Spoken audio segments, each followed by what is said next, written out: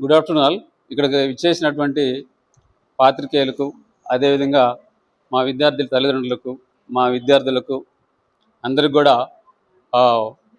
చాలా చాలా మంచి రోజు ఈరోజు.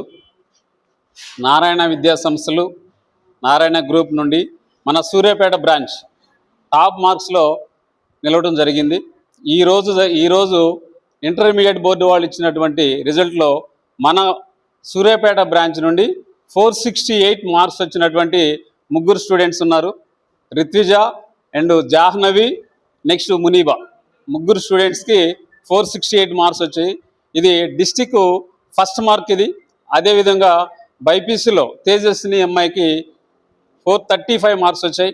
నెక్స్ట్ బైపీసీలో మన సమీనా అనే పాపకి మన బ్రాంచ్ నుండి 34 మార్క్స్ రావడం జరిగింది.